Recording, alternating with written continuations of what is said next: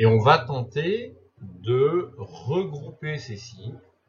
Et je vous ai mis par exemple, si vous êtes devant des œdèmes de cause généralisée, vous avez ici une association, vous avez quelques signes qui vont dans le sens d'une insuffisance hépatocellulaire. Regardez le blanc des yeux qui est en fait jaune.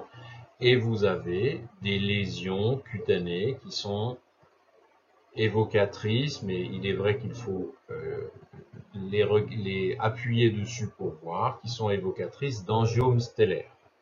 Cette patiente a aussi un autre diagnostic qui n'a rien à voir. Si vous regardez bien ses yeux, vous verrez qu'il y a à droite une chute de la paupière supérieure et un myosis par rapport au côté adelphe qui signe ce qu'on appelle le syndrome de Claude-Bernard-Horner. Quand vous y rajoutez, si vous regardez bien, que l'œil droit est un petit peu sorti par rapport à l'œil gauche, on appelle ça exophthalmie. Donc, le fait de trouver un syndrome a une grande importance parce que ça va permettre de limiter grandement le champ des recherches.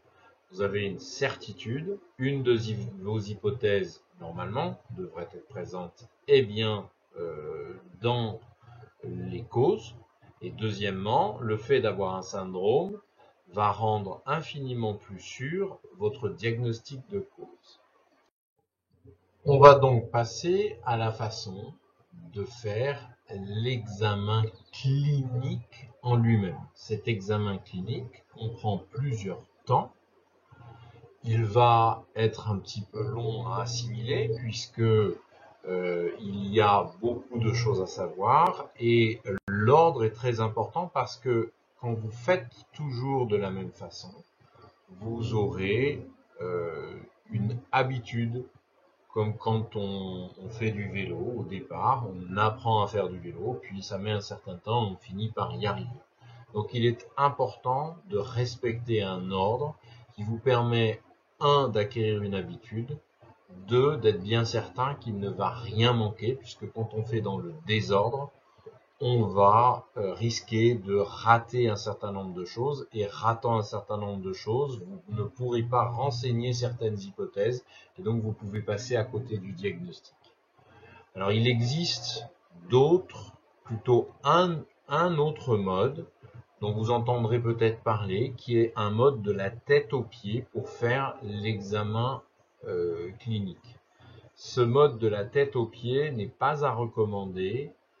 Il est un examen rapide que par exemple les urgences peuvent faire, mais il ne permet absolument pas un examen complet et notamment un examen, vous allez voir dans l'examen physique à proprement parler, vous allez avoir un examen organe ou système par organe ou système.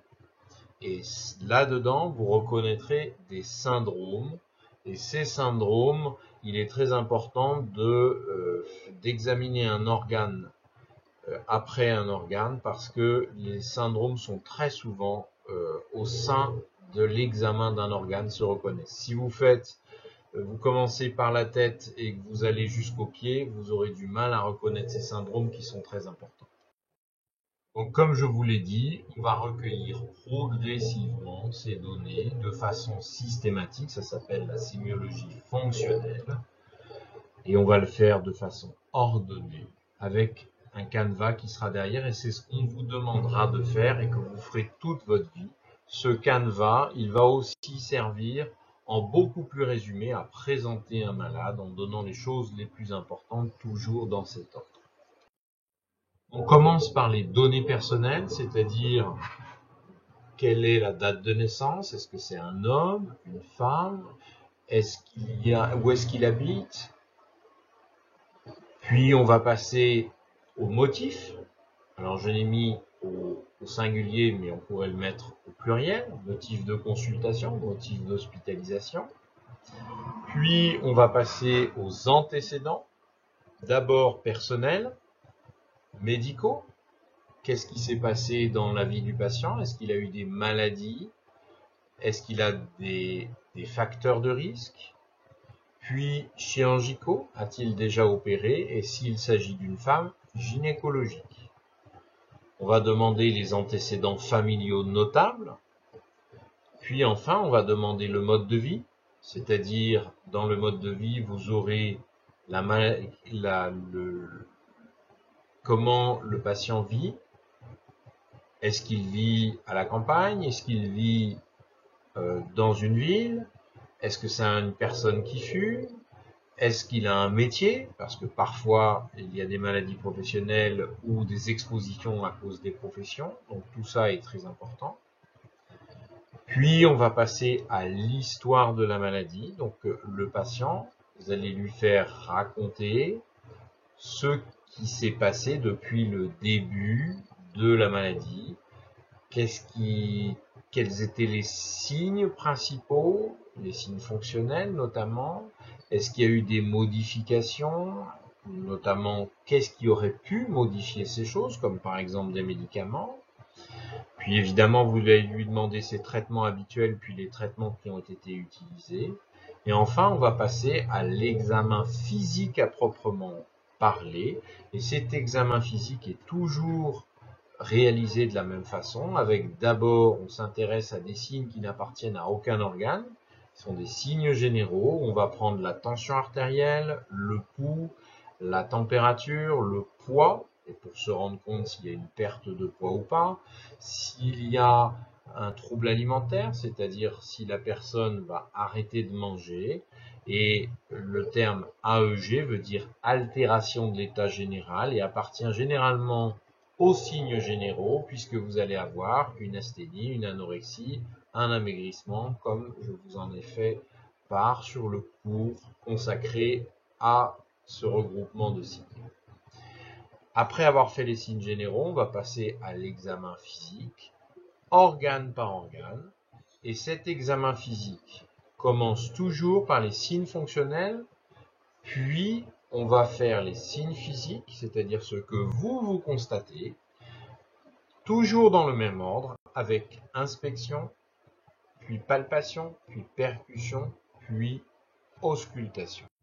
Cet interrogatoire va débuter le processus du diagnostic.